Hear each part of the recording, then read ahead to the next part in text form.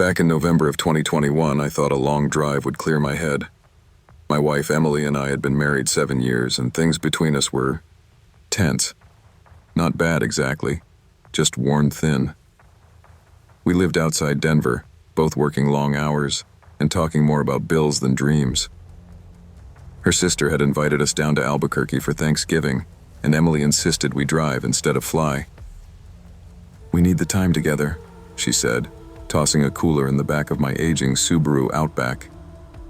We left late afternoon on a Wednesday, the sky already getting that winter gray. Emily had her lists, snacks, gas stops, a loose schedule that had us pulling into her sister's driveway before sunrise. She wore my old college hoodie and kept brushing a strand of hair behind her ear, the way she always did when she was anxious but pretending not to be. I drove, hands at 10 and 2, pretending I was fine, pretending the hollow feeling in my chest was just work stress. Around Pueblo, she switched the music to some true crime podcast about people disappearing on highways. I rolled my eyes and told her she was trying to freak me out on purpose. She laughed, said, "Relax, Matt. It's just a story." But the way the narrator's voice droned on about late-night roads and strangers made the empty stretch ahead of us feel even longer, like we were slowly driving off the edge of the world. By the time darkness swallowed the plains, we were alone with the road, the engine, and the things we did not want to say out loud. We crossed into New Mexico close to 10 p.m. Emily had dozed off, her head against the window, breath fogging the glass, the glow from the dash painting her face in soft blue. I turned the podcast off and let some old country station fill the silence. The Subaru rattled over cracks in the pavement, the heater struggling against the November cold. There is a part of I-25 between Raton and Las Vegas that feels like nothing. No towns, no traffic, just black fields, and the occasional ranch light way off in the distance. Out there, the world shrinks to your headlights and whatever's hiding behind them. That is where I first saw the headlights in my rearview mirror, coming up way too fast. A dark pickup rode my bumper, then pulled to my left, pacing me. The driver leaned on his horn, flashing his high beams, waving one arm like he was trying to flag me down. I felt my stomach knot. Emily jerked awake beside me, disoriented. The man lowered his passenger window as we rolled ours down halfway. The wind knifed through the crack, carrying his voice in broken pieces. "Your back tire," he shouted, chopping at the air with his hand. "Sparks, you're gonna lose the wheel." His truck eased in front of us and drifted onto the shoulder, hazard lights blinking. I hesitated. It was late, it was empty, but logic won. If a tire really blew out at 75 miles per hour, we could flip. I heard myself tell Emily, "I'll just check fast. Keep the doors locked." She stared straight ahead, jaw tight, and nodded. I pulled onto the shoulder behind him, our headlights washing over the back of his mud-caked truck. That one choice still keeps me up at night. He was tall, maybe 6'3", wearing a faded denim jacket and a baseball cap pulled low. As he walked toward me between the trucks, I noticed how calm his stride was, like he had done this 100 times. His face up close was ordinary. Sun-lined skin, stubble, pale eyes, the kind of guy you would not remember 10 minutes after meeting. He smelled faintly of gasoline and cigarettes. "Left rear," he said, pointing. "Saw sparks a few miles back. Figured you'd want to know." His tone was polite, almost apologetic. It disarmed me more than anger would have. I crouched by the tire, phone flashlight sweeping over the rubber. Tread looked fine. No wire, no dragging metal, nothing. Just a normal wheel in the freezing dark. A little alarm bell started ringing in the back of my mind. I turned to tell him everything looked okay. He had moved closer. Too close. 3 feet away, maybe less. His face now blank. All friendliness gone. It was like someone had shut a light off behind his eyes. "You sure?" he asked quietly. His voice sounded different, flatter. "Yeah," I said, backing toward the Subaru. "I think we're good. Appreciate you stopping." I saw Emily's silhouette through the windshield. Even at that distance, I could tell she was watching him, not me. Her hands were clenched on her lap, shoulders rigid. I turned away for half a second, enough to break eye contact. That's when his hand clamped onto my shoulder, fingers digging in hard. He said, "You should have checked better," in this low, almost amused tone. Something cold pressed against my throat. The glint of a knife blade caught my own headlights. And for the first time in my life, I was sure I was about to die on the side of a road in the middle of nowhere. I flinched backward, my boot slipping on the loose gravel. That stumble saved my life. The blade sliced in front of my neck instead of through it. I went down hard, the air blasting out of my lungs. Emily screamed my name, muffled by glass and engine noise. He stepped over me like I was trash in the road and went straight for the driver's side door. His movements were slow, controlled, like this was not panic for him. This was routine. That was almost worse than if he had come in wild. "Emily, out the other side! Run!" I croaked, my voice shredded. I heard her fumbling with something. Seatbelt, lock, her phone, I don't know. His fist slammed into the driver's window with a sickening thud. The glass shook but held. Adrenaline took over. I lunged at his legs, wrapping my arms around his waist and driving forward with everything I had. We crashed onto the pavement, the knife skidding under the Subaru. For a split second, I thought I had him. He rolled us with terrifying strength, pinning me with his knee on my chest. His hands wrapped around my throat, thumbs pressing so hard I saw stars. His face hovered inches above mine, totally expressionless. No anger, no joy. Just empty. The world tunneled. Sound shrank to a low roar. The last clear thing I saw was the passenger door flying open and Emily bolting into the darkness, barefoot sprinting up the shoulder. His head snapped toward her, like he had heard a signal. Then the pressure vanished as he leapt off me and ran after her. I lay there choking, gasping, my vision slowly coming back. The highway around me was dead silent. The only sound was the wind scraping across the asphalt. When I finally forced myself to my feet, both trucks were sitting there, idling, like nothing had happened. But Emily and the man were gone, swallowed by the dark. I staggered up the highway, calling Emily's name until my throat burned raw. My voice echoed off nothing. No cars, no houses, just open land and that endless black. About 100 yards up, I found her phone face down on the shoulder, screen cracked, still recording a half-finished 911 call. Further on, one of her sneakers lay on its side in the lane, white laces glowing in the headlights when I turned back. I do not know how long I walked before I saw her. She was just off the pavement, in the scrub and gravel, on her back, eyes open to the sky. For a second, my brain refused to accept what I was seeing. My mind tried to turn it into a prank, a mistake, anything but what it was. There was so much blood, but the strangest thing was the quiet. No struggling, no gasping, no last words, just stillness. The cut across her throat was too clean to be an accident, too terrible to describe. I dropped down beside her, grabbed her hand, and waited for any sign of life that never came. The stars above us felt wrong, like they were witnessing something they shouldn't. Eventually, headlights appeared far down the road. A semi pulled over when the driver saw our abandoned car and my hazard lights strobing in the dark. He wrapped his jacket around my shoulders, his voice distant as he called 911. Then there were cops, paramedics, questions I barely heard. They found the man weeks later, hours away, living under another name. He had hurt other people. He had done this before. The trial, the sentencing, all of that feels like paperwork compared to the moment I had to point at him in court and say, "That's him." The man who turned a routine drive into a nightmare I still cannot wake up from. 2 years have crawled by. I moved states, sold the Subaru, started sleeping with a light on like a child. I cannot drive alone at night without my chest tightening. People online tell me I should feel lucky to be alive. Some days, that feels like a cruel joke. I'm not sharing this for sympathy.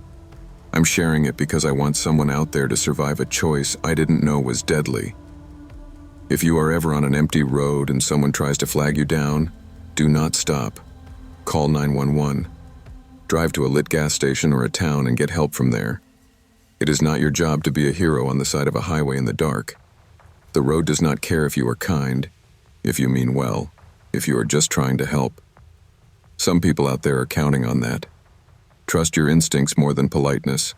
Your life and the lives of the people you love are worth more than a stranger's story on a lonely road. I grew up in a forgotten corner of northern Idaho, the kind of town where the biggest excitement was when the grocery store got a new brand of cereal. My parents ran a tiny mechanic shop off the highway, and my life was just school, helping in the garage, and watching other people drive away toward something better. By the time I turned 22, I was desperate for any reason to leave. So when a logistics startup in Portland emailed me back about an entry-level operations job, I treated it like a golden ticket. The interview was in person only, no Zoom, no phone screen. "We want to see how you handle the real world," the recruiter said over email. I didn't have much money, but I had a car, an old Corolla I'd nursed through 3 winters. My best friend Ethan joked, "Dude, you drive that thing to Portland, it might not come back." I laughed, but I knew he was half right. Still, I said yes to the interview. I was tired of waiting for life to come to me. I took a Friday off from the shop, gathered every spare dollar I could find, packed a duffel bag with 1 decent shirt and my printed resume, and told my parents I'd be back Sunday. My mom hugged me a little too long and said, "Don't drive tired. If you get sleepy, just pull over and rest. Jobs can wait. Lives can't." I promised her I would. I meant it when I said it. My route took me southwest across Washington and then down into Oregon. I left before dawn, thinking I'd beat the traffic and make the drive in one push. By the time I got past the city lights and into the emptier stretches, the sky had that bleached gray look like it couldn't decide if it wanted to rain or just hang there. After about 8 hours on the road, my eyelids felt like sandpaper. I slammed a gas station coffee and kept going, radio turned up, window cracked, doing all the classic stay-awake tricks I'd heard about. None of them worked. Around 11 p.m., I was somewhere east of the Dalles, on a long, almost empty stretch of highway. My phone signal flickered to 1 bar, then nothing. I remember thinking how the dark out there didn't feel like night. It felt like distance. Like if I stepped out of the car, there'd be nothing to stop me from falling forever. My headlights cut out a roadside sign, "Motel, vacancy, 1 mile." The arrow on it pointed toward a smaller road veering off into the dark. I argued with myself for maybe 30 seconds. I could push through. I could make it closer to Portland, but my mother's voice was louder than my ego. I took the exit onto a cracked 2-lane road lined with tall skeletal trees. After a few minutes, a low, L-shaped motel emerged from the dark, its neon sign flickering Vax NCY. The parking lot had only 1 other car, an old blue sedan with no plates on the front. The office door chimed when I walked in. A woman in her 50s with too bright lipstick and tired eyes looked up from behind the desk. She smiled, but it didn't reach her eyes. "Long drive?" she asked, her voice oddly flat. "Yeah," I said, setting my ID and card on the counter. "Heading to a job interview in Portland." "Good for you," she said. "Room 13 okay?" She knew my answer before I gave it. Room 13 was at the end of the corridor, away from the humming soda machine and the buzzing ice maker.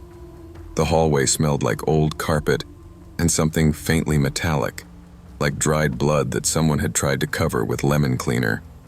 I told myself I was being dramatic. Inside, the room was exactly what $29.99 buys you in the middle of nowhere. Beige walls with peeling corners, a bedspread in a floral pattern that had given up years ago, a small TV bolted to a bracket, and a bathroom with a fan that rattled when I turned it on. There was also a door leading to the next room, One of those thin, shared doors you sometimes get in older motels. It had a deadbolt on my side. I turned it, then pulled. The door moved just a little, then stuck, like something on the other side was pushing back.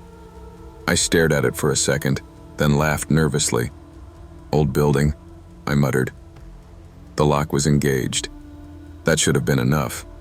I showered quick, the water shifting from lukewarm to freezing without warning. When I stepped out, the room felt colder, though I hadn't touched the thermostat. I pulled on a t-shirt and sweats, lay on the bed, and scrolled the same 3 apps on my phone, even though I had no service. Eventually, I turned off the lamp. The darkness in that room felt different than the dark on the highway. Thicker, heavier, like it had weight. I stared at the red digits of the alarm clock. 1:42 a.m. I was just starting to drift when I heard it. A voice, very soft, very close, like someone whispering through a wall. "Don't go." At first I thought I was dreaming. I held my breath and listened. Nothing. My heart pounded in my ears. Then again, clearer this time, right by the shared door. "Don't go. Please."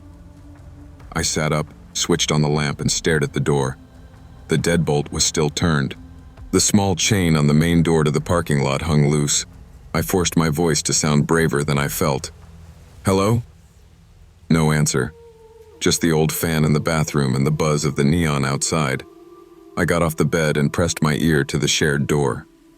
A faint sound came through, like fabric rubbing against itself, or someone shifting their weight. I slid the deadbolt back, half wondering if I was about to open the door to some drunk who'd gotten the wrong room. The door pulled an inch, then stopped hard, like there was a solid wall there. I smelled something then. Not rot, not garbage. Something like old sweat, fear, and disinfectant. It made my stomach clench. "Who's there?" I asked, my mouth suddenly dry.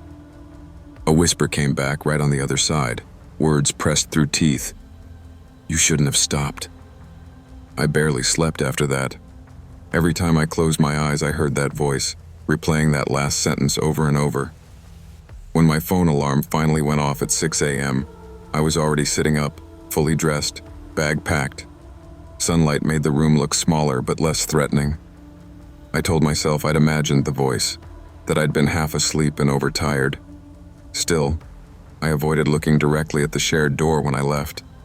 The woman at the front desk was there again, reading a paperback. She glanced at me, then at the clock. "Early start," she said. "Big day," I answered, tapping my folder with my resume. Weird question. Someone's in the room next to 13, right?" Her smile thinned. "No," she said. "You're the only guest on that side." I felt a small chill run up my spine. "I heard talking," I said carefully. "Maybe the TV?" She shook her head. "The cable's been out on that wing for months." I must have looked unsettled, because her eyes softened a bit, sympathy sliding through the tiredness. She hesitated, then said quietly, "Sometimes people hear things in that room. I don't rent it out unless I have to. Last night, you looked like you were about to fall asleep at the wheel." "What kind of things?" I asked. Her gaze drifted past me for a second, to nothing in particular. Voices, crying, sometimes a man shouting, sometimes, "Please." I called a pastor once. He told me some places just hold on to things. She pulled open a drawer and took out a thin manila folder, slapping it softly on the counter like she'd been waiting for an excuse to do it. "5 years ago, a kid about your age stopped here on his way to Portland," she said. "Said he had a big college presentation, some business pitch. Stayed in 13. He left before dawn, dead set on making it to the city in time. About 40 miles down the highway, he hit the median and rolled his car 3 times. They said he was probably asleep when it happened. Never hit the brakes." She tapped the folder. "His parents came by, took his stuff. I still get Christmas cards from them. I can't bring myself to throw these away. She opened it a crack. Inside, I saw a photo of a smiling kid in a graduation cap and an accident report. I recognized the car make and model, same as mine. A tight feeling wound up in my chest. Why keep renting that room out? I asked, my voice shaky. She shrugged. Because people like you keep coming through here, eyes half closed, telling me they're fine to drive. I'd rather you hear a voice and wake up scared than end up a name in a file. Then softer. You heard him, didn't you? I thought about saying no. Instead, I nodded, once. The rest of the drive to Portland felt different. The highway was the same cracked ribbon of asphalt, the same semi-trucks and sun-bleached mile markers, but I felt like I was stuck between someone else's past and my own future. Every time my eyes got heavy, I heard that whisper again. You shouldn't have stopped. Only now it felt less like a warning and more like regret. I made it to the city with 2 hours to spare, parked in a downtown garage, and stared at my reflection in the rearview mirror. I looked like hell. Red eyes, drawn face. I almost skipped the interview, but I went in, shook hands, answered questions. The hiring manager, a guy in his 30s with a sharp haircut and a rehearsed smile, said, "We like people who push through. You must have left pretty early." "Stopped about halfway," I said.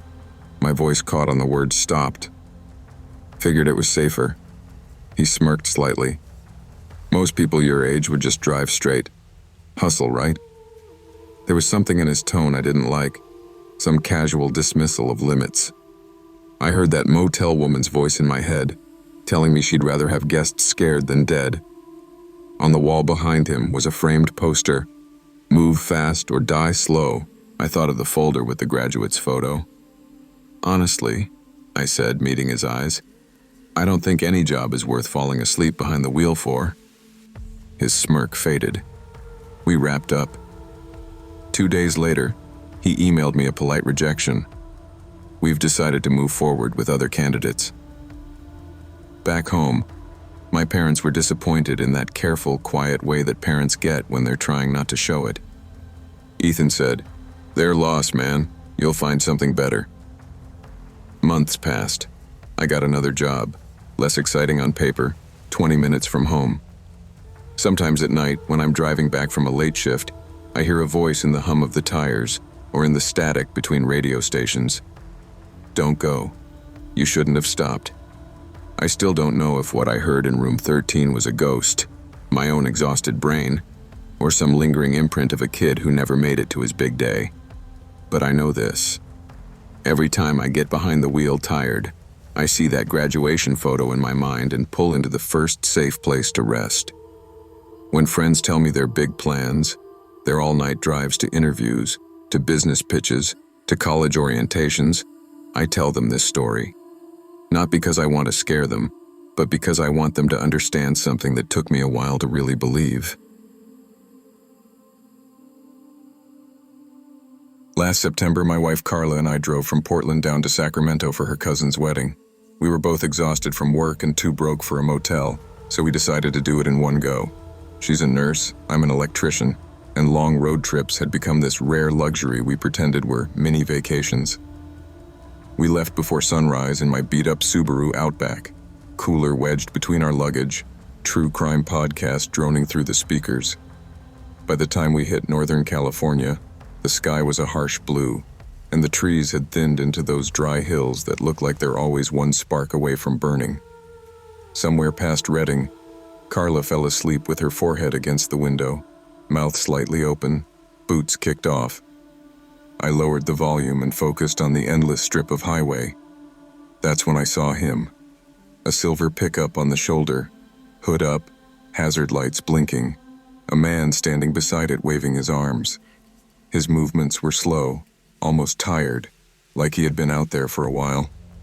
I felt that tiny pull of guilt you get when you pass someone who needs help.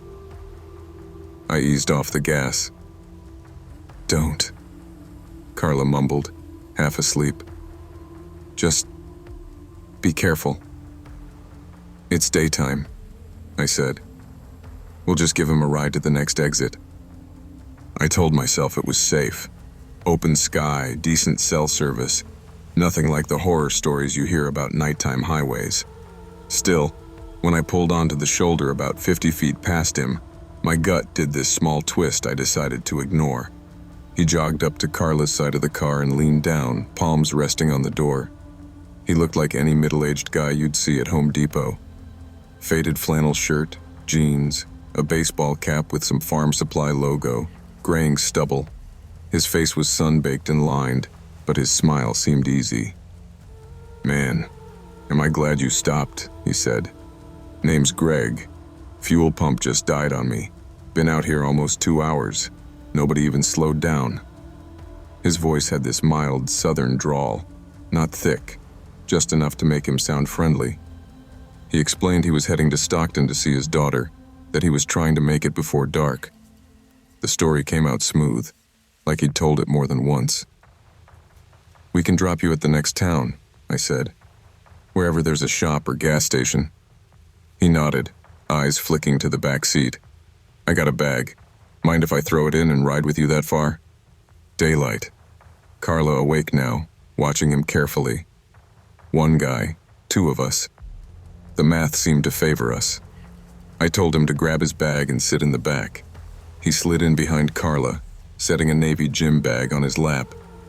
As I merged back onto the highway, I caught him in the rear view adjusting his cap, then staring out at the passing hills. For the first 10 minutes, everything felt normal. He made small talk about the heat, about driving long distances, about how kids these days don't know how to change a tire. Carla asked a few polite questions about his daughter, where she went to school, what she studied. His answers were vague. "Computers," he said. "Something with computers. Smart kid." It wasn't until he started watching my GPS that I felt that twist in my gut again. His eyes kept drifting to the phone mounted on the dash, tracking the little blue line like it meant more to him than it should have.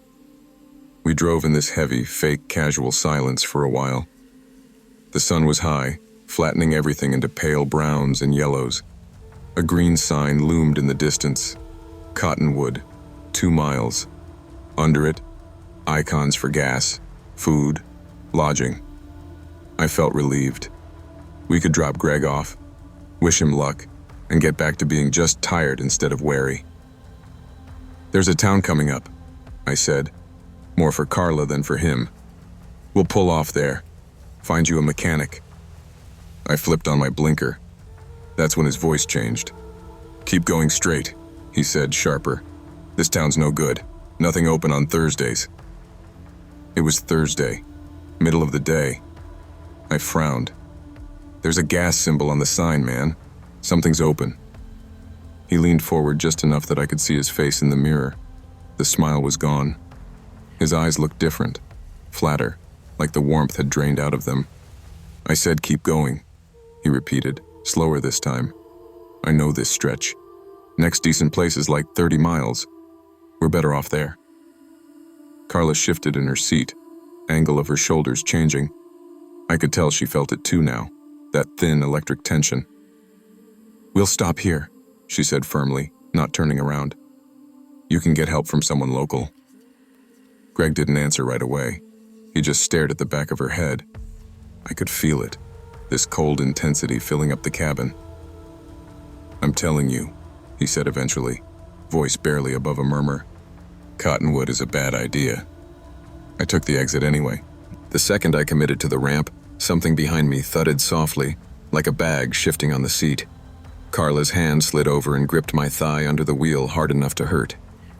She didn't say anything, but I knew we were thinking the same thing. We had made a mistake. Just not the one he thought. The off-ramp curved down toward a patchwork of gas stations and low buildings. Relief washed through me when I spotted a busy chevron on the right, cars at every pump, people moving around. Civilization, witnesses, cameras. "Perfect," I said too brightly. "We'll pull in there." My voice sounded wrong, like I was acting in a bad play. That's when Greg spoke again. "Stop the car," he said. Not asked, Ordered. I didn't. I pretended I hadn't heard him. I said, "Stop the car," he repeated louder.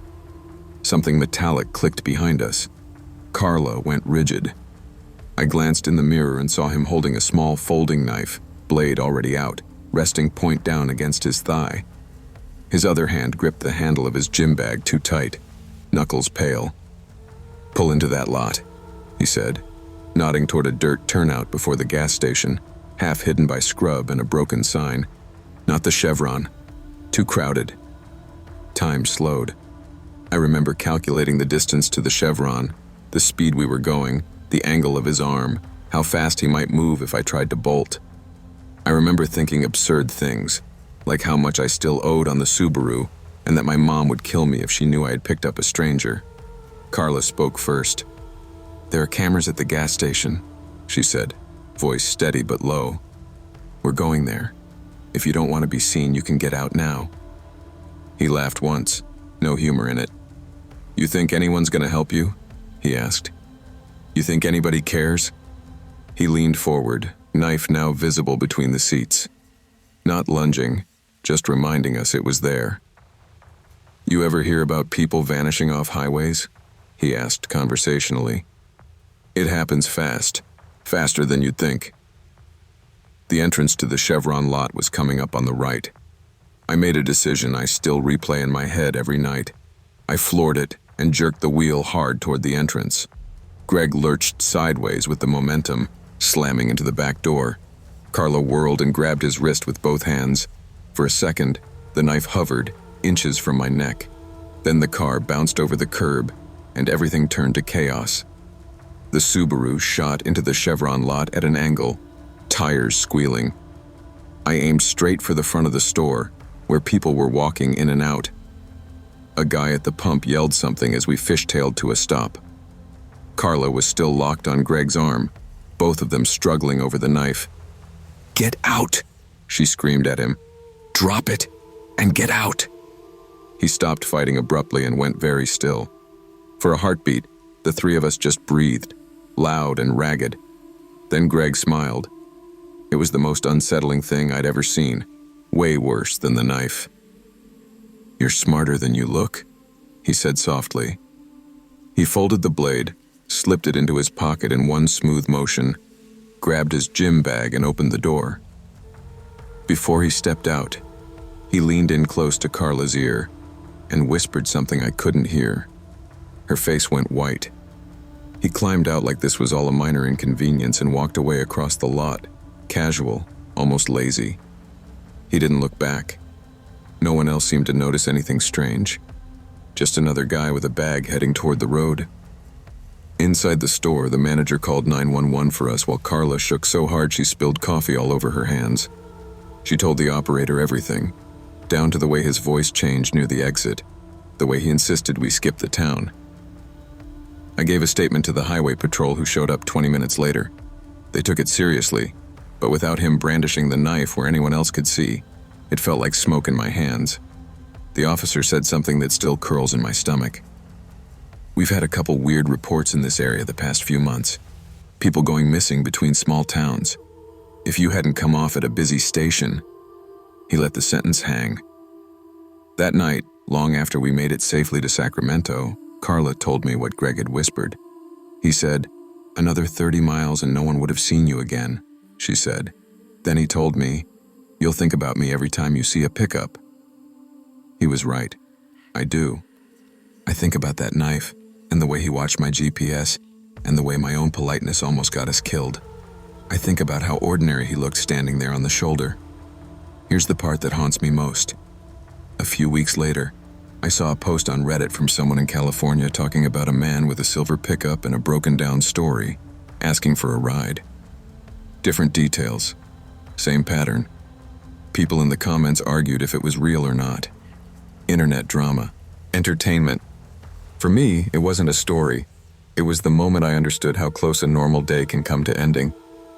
You don't owe strangers access to your car, your time, or your safety just because they ask nicely. Help from a distance. Call for them. Report what you see.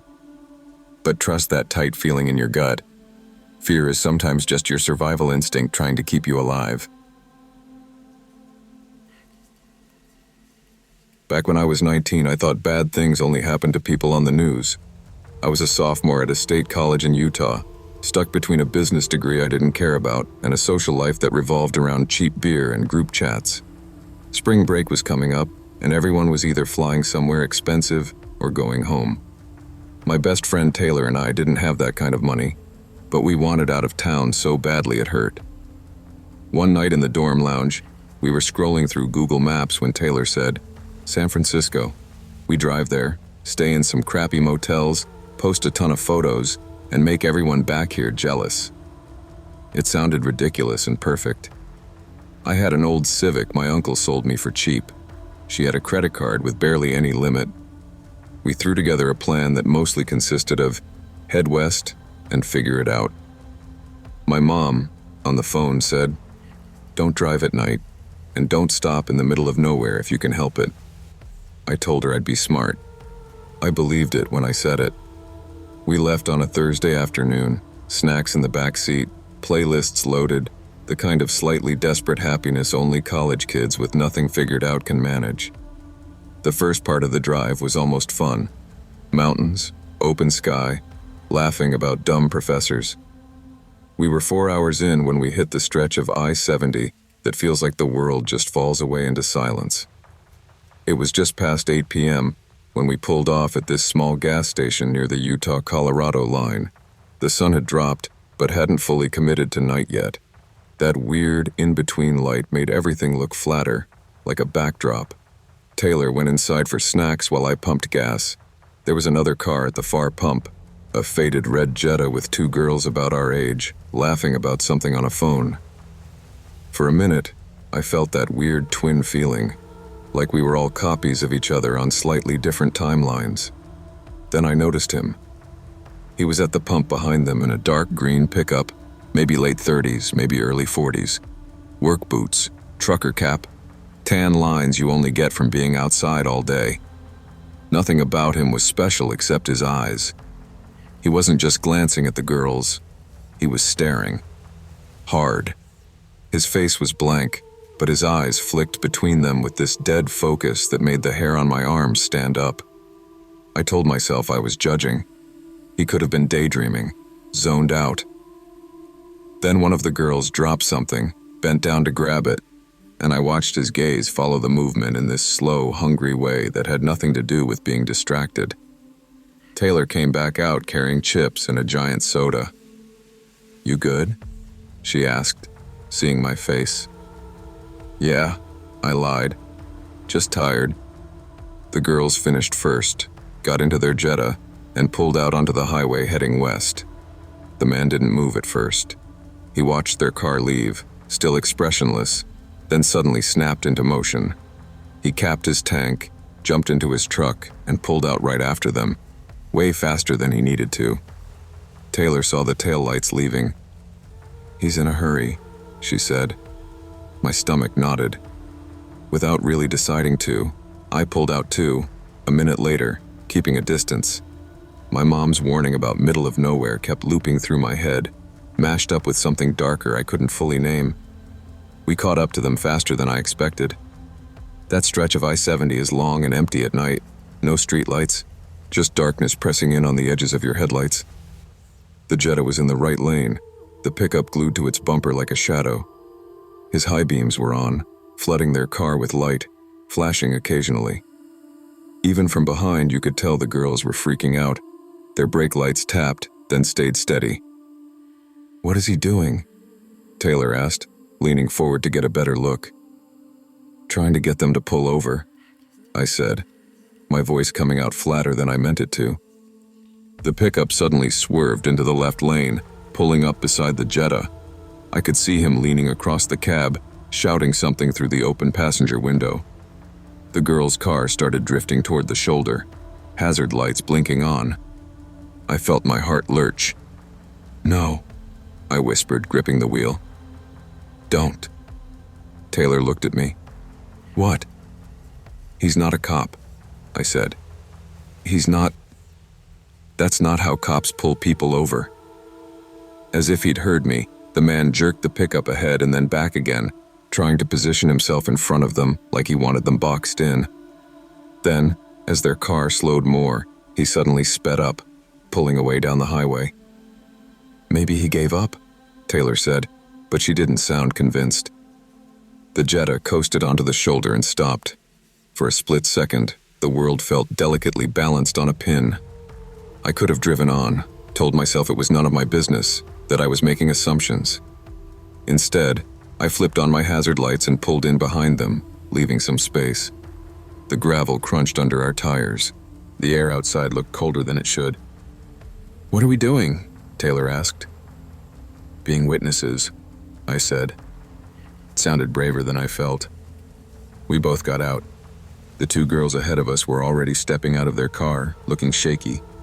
One of them, the driver, had tears in her eyes. "Was that guy with you?" she blurted. "No," I said. "We saw him at the gas station. He followed you out." The passenger swallowed hard. "He said he was a deputy. He was shouting at us to pull over or we'd go to jail." I glanced down the empty highway. No sign of him now, just the disappearing glow of taillights far ahead. "Real cops don't do that," I said. "They don't drive like that, and they don't yell at you from a pickup." Taylor, always quicker to accept the worst, said, "He saw us behind you. He bailed when he realized you weren't alone." We all climbed back into our cars, doors shut, windows cracked. The highway's silence felt suddenly loud. I dug my phone out. Miraculously, I had 1 bar of service. I dialed 911. It took a moment to connect. The operator sounded calm, almost bored at first. Location, nature of emergency, until I said, "We think a man in a green pickup just tried to force 2 girls off the road pretending to be a cop." Her tone changed. Sharper, more awake. She had me describe the truck, the man, the gas station. Asked if anyone had gotten a plate number. Of course I hadn't. It hadn't even occurred to me. Guilt crawled up the back of my neck. "Stay in your vehicles," she said firmly. "Lock the doors. I'm sending a patrol car. Do not follow anyone. Do not drive off until an officer talks to you." We waited. 10 minutes felt like an hour. Every set of approaching headlights made my chest tighten. I kept imagining the green pickup circling back, pulling in behind us this time, pinning us on the shoulder with no other cars around. When a patrol SUV finally rolled up with real red and blue lights, I almost cried. The officer was a woman about my mom's age.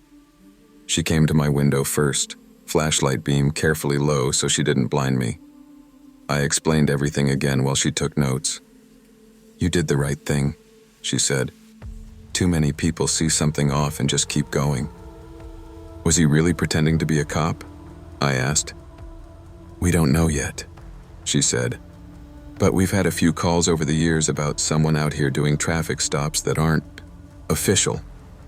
She glanced back at the girl's car. "You may have scared him off permanently." Later, when she stepped a few feet away to talk to the dispatcher on her radio, I heard a piece of something I still think about.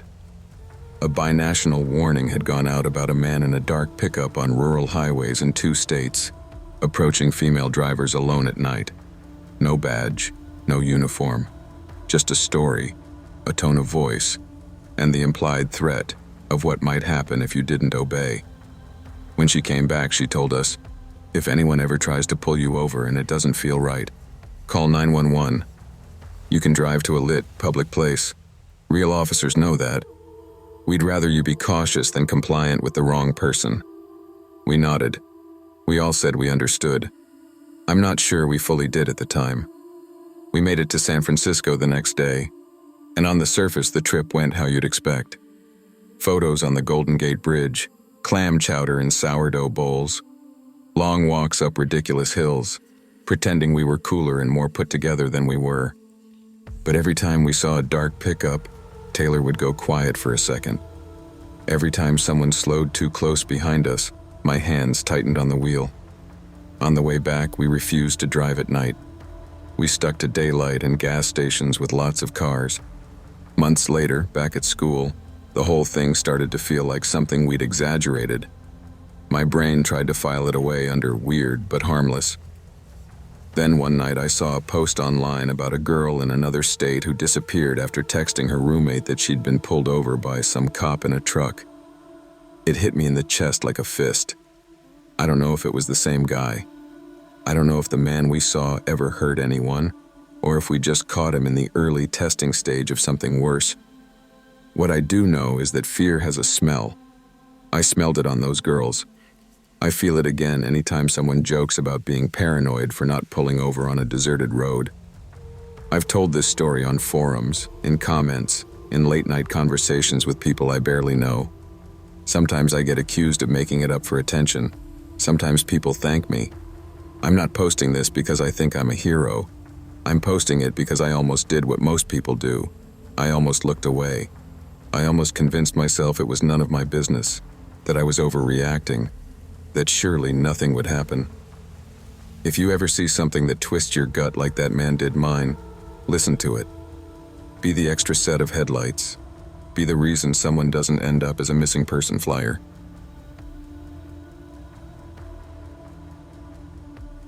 I used to think sleep deprivation was just feeling groggy and guzzling coffee. Before this road trip, I had no idea how far your mind can bend before it finally snaps.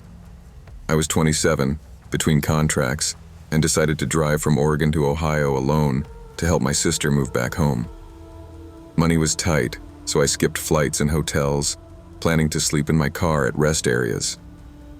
3 days, almost 2,400 miles. I told myself it would be fine.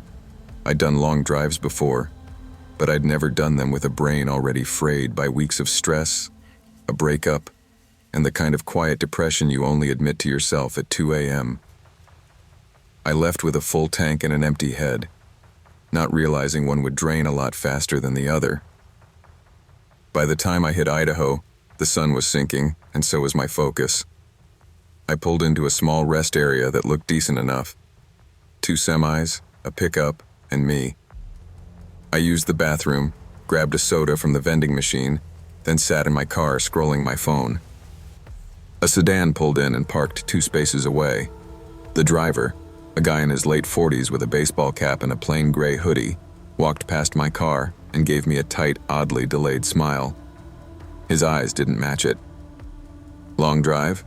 he asked, pausing by my window. "Yeah," I answered, keeping my voice neutral. "Cross country?" He nodded too slowly. "Dangerous to do that alone." Something about the way he said alone made my skin crawl. I muttered something about needing sleep and reclined my seat, pretending to settle in.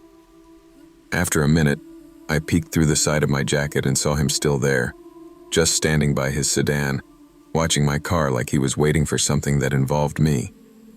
I didn't stay. My gut wouldn't let me. I sat up, started the car, and pulled out. In my mirror, I saw him move quickly back to his sedan. I told myself I was imagining him rushing to follow me. I put on a podcast to drown out my thoughts and watched the fuel gauge edge closer to empty. I'd meant to fill up at the last town, but kept thinking I'd stop at the next one.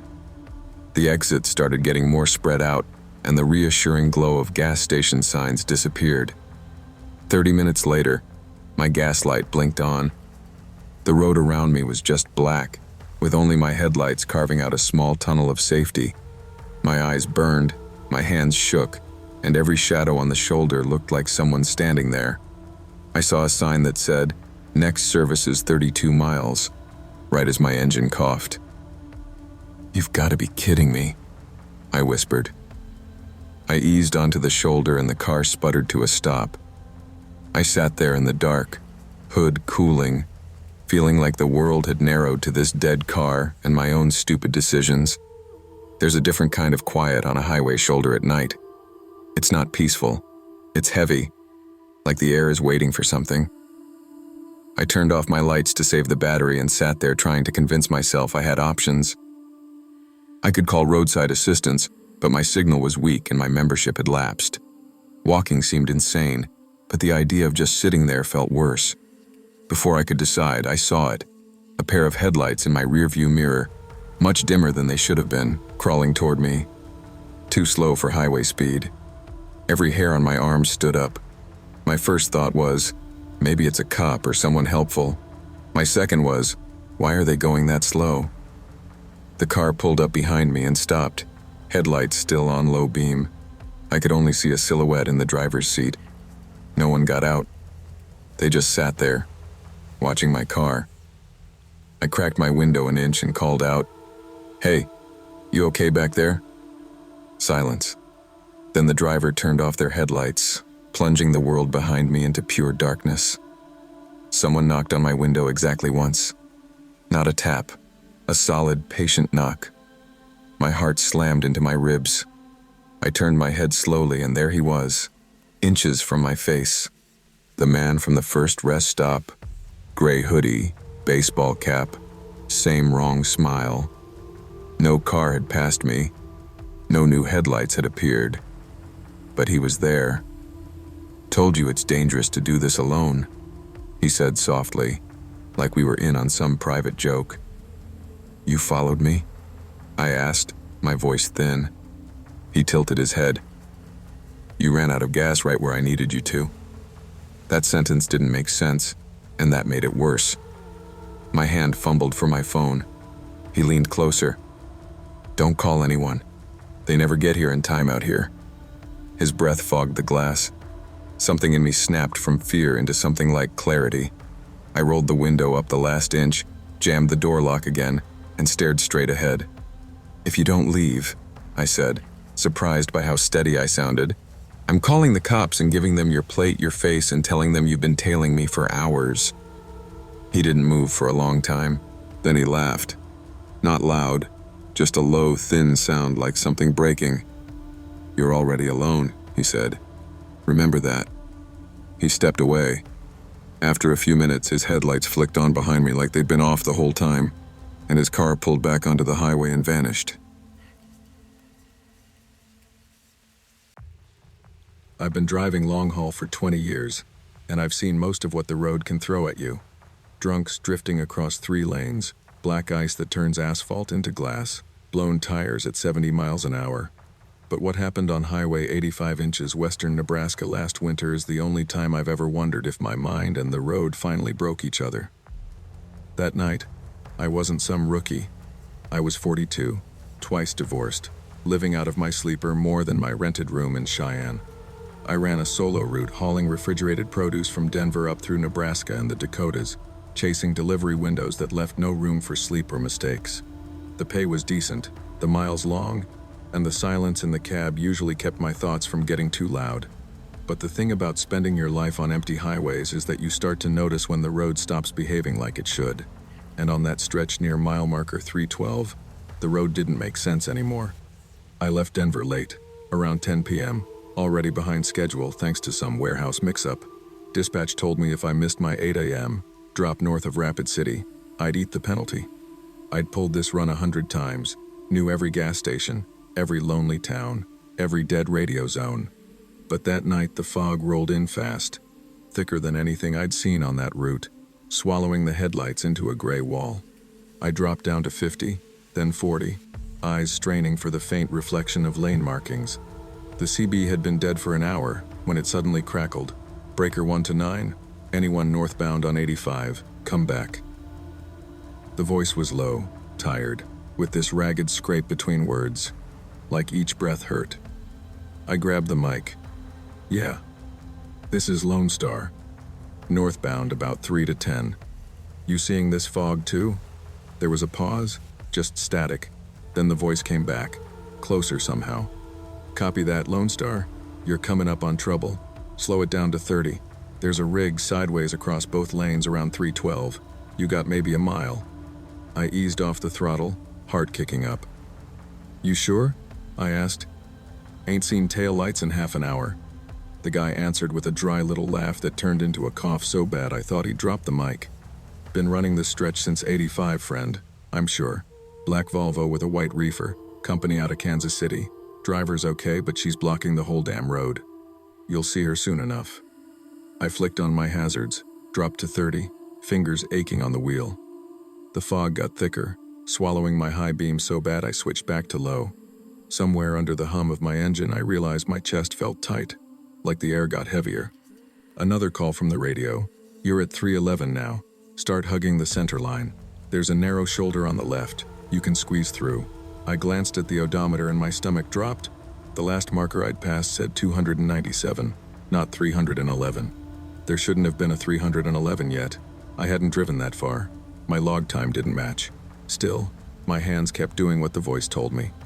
A shadow formed in the mist ahead, huge and flat across the road like the silhouette of a toppled building.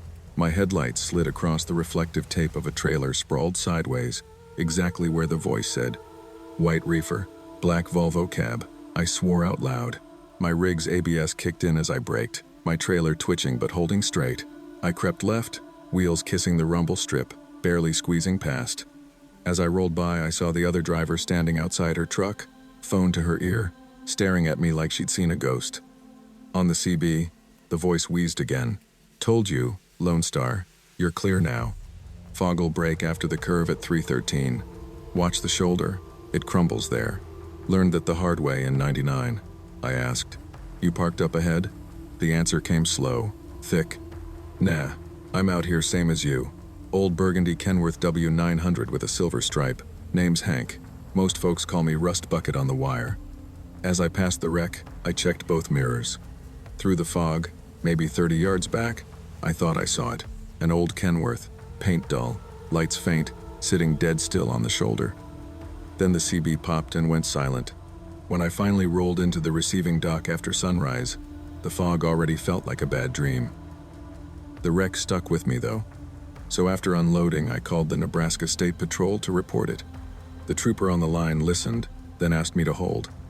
When he came back, his voice had that careful tone cops use when they think you're unstable. "Sir, we've checked our logs and DOT alerts. There was no accident near mile 312 last night. No lane closures." "Are you sure about the location?" I was. I could still see the Kansas City logo on that trailer. Later, at a truck stop, I asked a couple drivers if they'd heard a guy called Rust Bucket on Channel 19. One old-timer went real quiet. "Hank Rust Bucket Carson?" he asked. "Died out here in 09. Heart attack at the wheel. Burgundy Kenworth W900. They pulled him out near mile 312. Foggy night. He used to say that curve would kill him." I didn't sleep much after that. I dug around online for hours. Sheriff's reports, obituaries. And in the middle of some old trucking forum, I found a thread from 2014. 3 different drivers talking about a raspy voice named Rust Bucket warning them about hazards that didn't make the official logs but turned out real. One guy swore Hank talked him through black ice. Another mentioned his odometer not matching the mile markers after the call. My own logs had the same kind of gap that night. These days, if dispatch wants me on 85 in heavy fog, I turn it down. I'll eat the lost miles.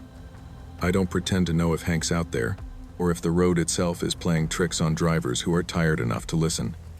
All I know is this: something warned me about that wreck, something that shouldn't have been there.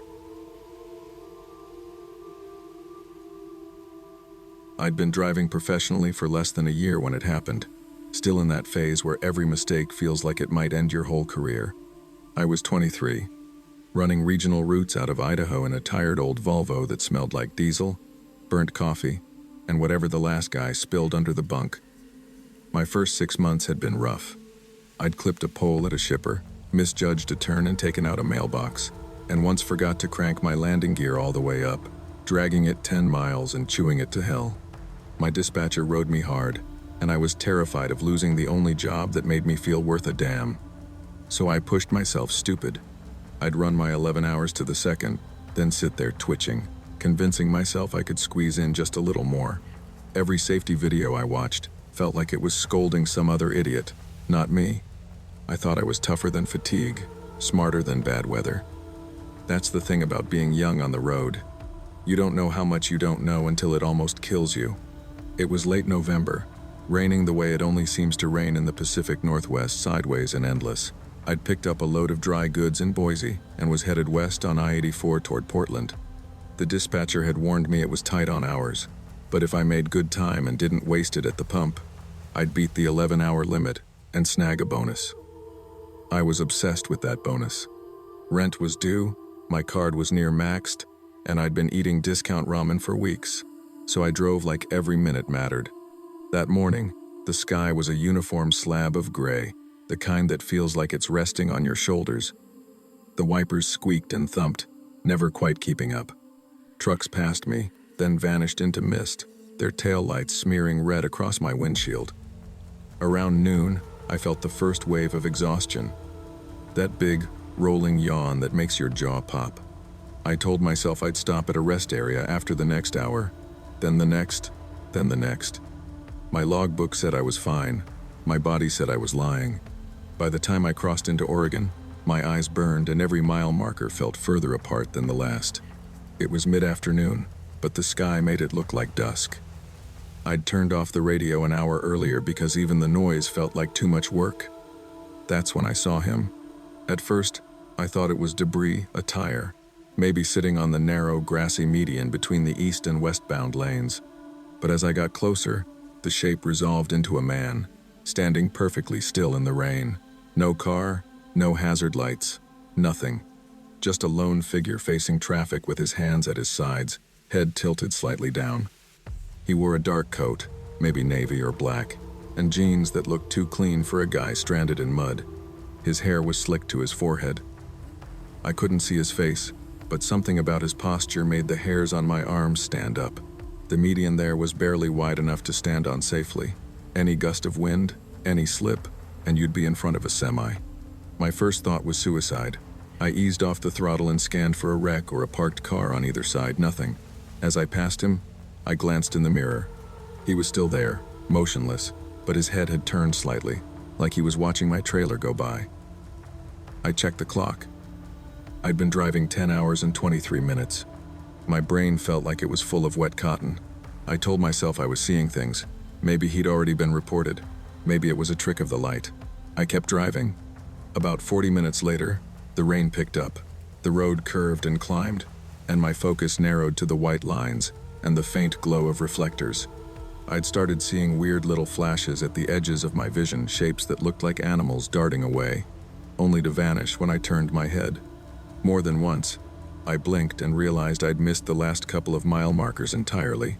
That's the kind of tired they warn you about, but you don't understand until you're there, your brain skipping like a scratched CD. Then I saw him again. Same side of the highway, same median. Same dark coat, same slightly bowed head. I knew it was impossible. I hadn't turned around. I hadn't exited. And there was no way he could have sprinted ahead of me again and again without a car. As I approached, my chest tightened. The closer I got, the more detailed he became. Pale hands, wet denim. This time, I caught a hint of his face, a grayish pallor, like someone who'd been inside a morgue drawer too long. His eyes seemed closed. I told myself it had to be a different man. It had to be. There was no way it was the same one. I passed him and checked my mirror. For a second, I could have sworn his head snapped up and turned toward me, but the spray from my tires smeared everything into a blur. My pulse hammered in my throat. I checked the clock again, 10 hours and 51 minutes. I promised myself I'd stop at the next exit, just to rest my eyes.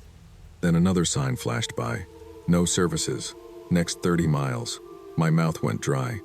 The last half hour of that drive is mostly missing from my memory, replaced by a few bright, sharp images like broken glass, my hands slipping on the wheel, the wipers pausing mid-stroke as if time itself hiccuped, the yellow line swelling and shrinking in front of me like a living thing. I remember blinking hard and realizing my truck had drifted toward the rumble strip. The sudden vibration under the tires scared me awake for a second. Then I saw him a third time. This time, he wasn't in the median. He was standing on the right shoulder, directly ahead, as if he'd stepped out from behind the guardrail. Same coat, same posture, head bowed, hands loose at his sides. The difference was that now he was facing my lane, just a few feet from the fog line. No car, no other traffic. Nothing but him and me, and the scream of my engine. My whole body reacted before my brain caught up. I jerked the wheel left, overcorrected, and felt the trailer start to pull. The world swung sideways. I heard myself shout something wordless, some mix of no and a curse. For a heartbeat, I was sure I'd roll. The trailer shuddered, but the tires caught. I wrestled it back, heart thudding against my rib so hard it hurt. When I glanced in the mirror, the shoulder was empty. No man, no coat, nothing. I limped off at the next wide spot and parked crooked, hands shaking. I sat there for 10 minutes, gasping, feeling like something had just taken a long look at me and decided to let me go for now. I'm pushing 58 now, and I've spent more of my life in a truck cab than in any house I ever paid rent on. I didn't grow up wanting to be a trucker. I grew up wanting to be invisible. My old man was a drunk with fast hands and a slower conscience, and my mom's idea of parenting was turning the TV up so she didn't have to hear us cry.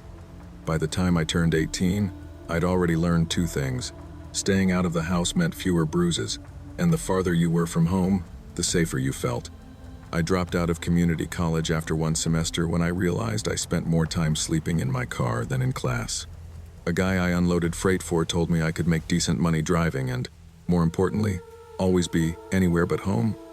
That sounded like heaven. I took what little I had, got my CDL, and climbed into my first beat-up Freightliner. Over the years, the road became my whole world. Diners, truck stops, motel parking lots, they all blurred together into one long, humming memory. Most of my stories are about late-night runs, weird weather, and drivers who shouldn't be trusted with a lawnmower, let alone an 18-wheeler. But there's one night on I-90 Montana that still makes my hands sweat when I think about it. Like the fear got trapped in the cab with me and never really left. It was late October, about 10 years back, somewhere between Billings and Missoula. That stretch of I-90 can feel like another planet after midnight. Just you, your headlights, and a whole lot of black. It was about 2:30 a.m., cold enough that the windshield frost started creeping inward at the corners. I was hauling a half load of appliances westbound, cruise control at 65, talk radio low. The CB was dead quiet. I hadn't passed another truck in 20 minutes. That's when I saw something that didn't belong. At first, it looked like a trash bag blowing along the shoulder. Then it moved wrong, too slow, too deliberate. I dipped my high beams and saw a figure crouched in the drainage ditch between the highway and the fence line. Just a white smear against the dead grass. I eased off the throttle without even thinking. That old, stupid part of me that still believes in helping people waking up. As I got closer, I realized it was a girl. Maybe 19 or 20. Long dark hair stuck to her face, bare legs, an oversized sweatshirt hanging off one shoulder, no jacket. She was hugging her knees, shaking. No car, no lights, just her and the cold and the empty road. Every trucker knows better than to stop for strangers in the middle of nowhere. But I thought about my own daughter, Emma, who died when she was 16 from an overdose I never saw coming. The guilt still sits on my chest most mornings. So I pulled onto the shoulder, hit the flashers, and told myself I'd just roll the window down, ask if she needed me to call someone. That's all. I cracked the passenger window and leaned over. She didn't move at first, like she couldn't believe a truck had actually stopped. "You all right?" I called out. "You hurt?" She raised her head slowly. Her eyes caught the headlights and glowed for a second like an animal's. Not supernatural, just a weird angle and too much light, but it unnerved me. She stood up stiffly and limped toward the truck, clutching a small backpack. Up close, I saw scraped knees, red knuckles, and lips chapped bloody. She looked like she'd run a long way and lost the race. "I'm freezing," she said, voice rough. "Please, can you get me to the next town? I'll sit on the floor. I don't care. I can't be out here anymore." I noticed her sneakers were soaked through, mud caked up her shins. No coat in weather that could kill you if you stayed still too long. Every instinct screamed at me to say no, that something was off. But there was this tremble in her voice that hooked right into the part of me that still hates myself for not saving my own kid. "Next exit's about 30 miles, I said. "I can get you there. No funny business. You sit right there, seatbelt on, hands where I can see 'em. Deal?" She nodded fast, eyes darting to the darkness behind her like something might drag her back into it. I unlocked the door. She climbed in, smelling like damp earth, sweat, and something metallic. I told myself it was just blood from those scrapes. It wasn't. We rolled back onto the highway, engine rumbling low.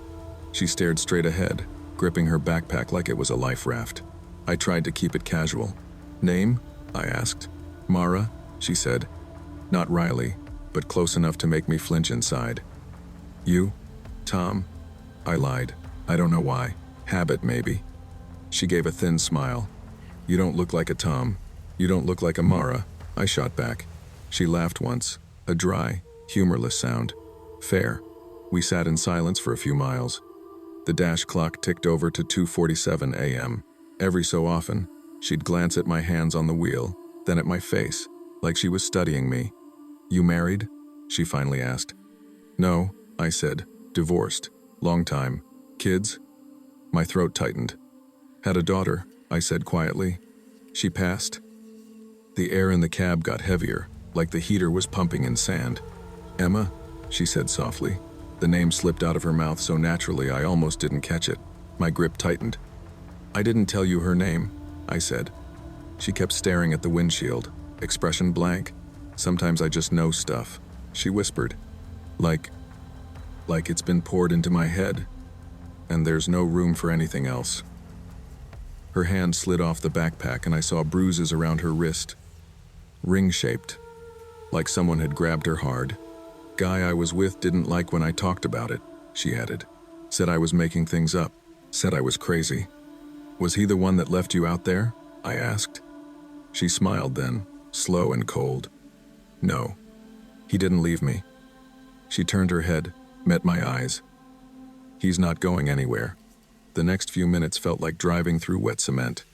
Traffic was non-existent, just the sound of my engine and her breathing. I didn't ask what she meant. I didn't want to, but the question bloomed in my chest anyway. "What's in the bag, Mara?" I finally asked. She tilted it toward me, unzipped it halfway, then stopped. "You picked me up," she said. "You wanted to feel like a savior, a good guy. But good guys don't stay good if they know everything. Sometimes you gotta choose not to look." My stomach turned. "Did you hurt him?" I asked, voice low. She shrugged. "He hurt me first. For months. Years, maybe. Hard to tell. You lose track in motel rooms and backseats. But he didn't believe I could ever really leave." Her fingers tightened on the zipper. I believed him. Until tonight. I felt the temperature in the cab drop, though the heater was still on. "You kill him?" I whispered. She smiled that same dead smile. "Does it matter now? You weren't there when I needed help before. You weren't there when your Emma needed you, either." My blood ran cold. "How do you know her name?" I snapped. "How do you know anything about me?" She leaned back, eyes shining in the dash glow. Not quite human, not quite anything. "I just pick up what people leave behind," she said. "You left behind a lot." Up ahead, a green sign announced an exit with a gas station and diner. "You're getting out there," I said, more command than offer. She nodded slowly. "I know. I always do. And you're going to let me. You're going to tell yourself you did the right thing. That you helped?" She zipped the bag fully, the sound like a knife being sheathed. "But you'll always wonder." I pulled into the lone gas station lot, lights buzzing bright against the darkness. She opened the door without another word, backpack slung over one shoulder. Before she jumped down, she looked back. "He's in a room off Route 12, she said. "If the cops hurry, they might still find him breathing, but you won't call. Because if he lives, someone might come talk to you. And you don't want anyone digging around your ghosts. Tom, who isn't Tom."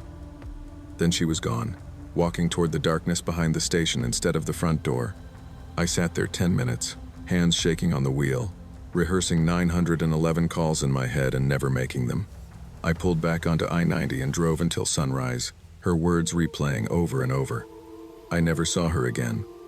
But sometimes, late at night on some empty stretch of highway, I see a girl in the ditch in my headlights, and my foot hovers over the brake. If there's anything I took from that night, it's this. The road doesn't just carry freight. It carries the things people think they've left behind. The guilt, the secrets, the damage. They ride shotgun, whether you want them to or not. Stopping for someone can save a life, but it can also confront you with the parts of yourself you've spent years trying to outrun. You can't fix every broken person you meet, and you sure as hell can't fix the past. But you do have one job. When you see someone drowning, at least try to throw the rope and be honest about whether you really did everything you could. The monsters on the highway aren't always hitchhikers or killers. Sometimes they're the choices you didn't make, staring back at you from the rearview mirror.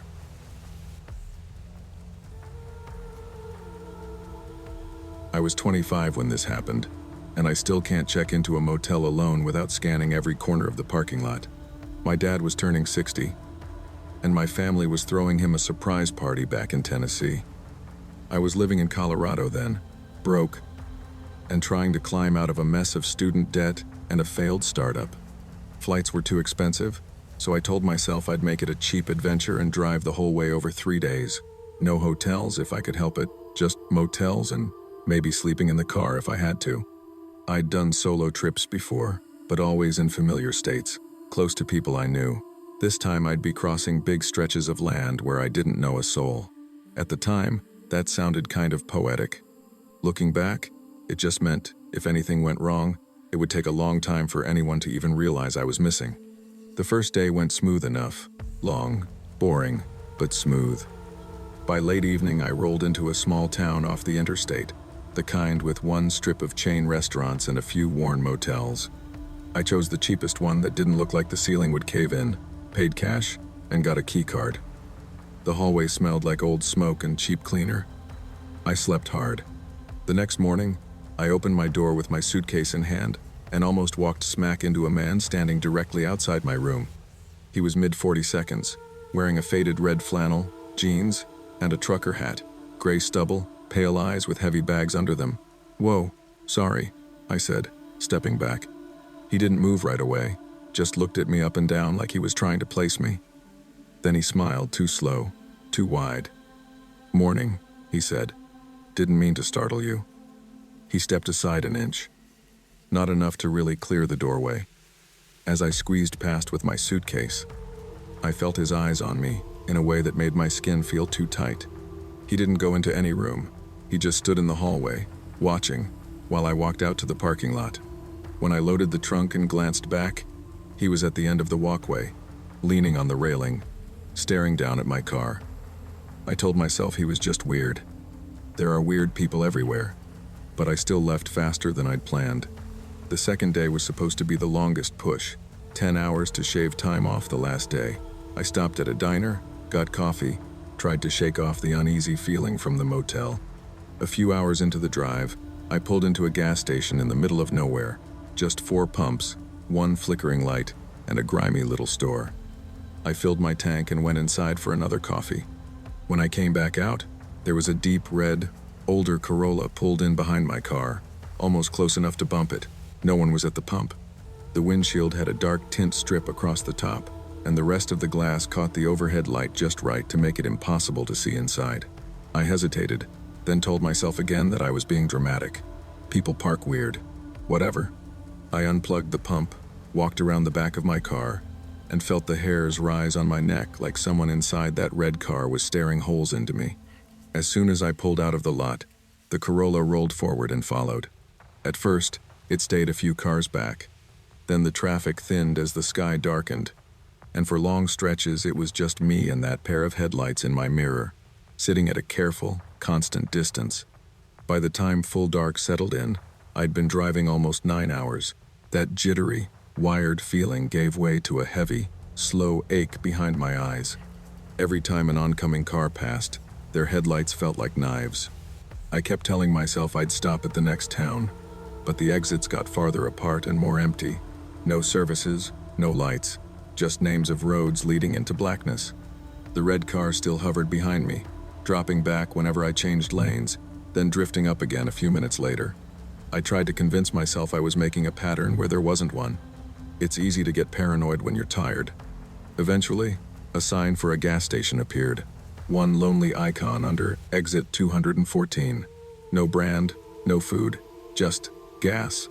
I took the exit, praying for a bright, busy station.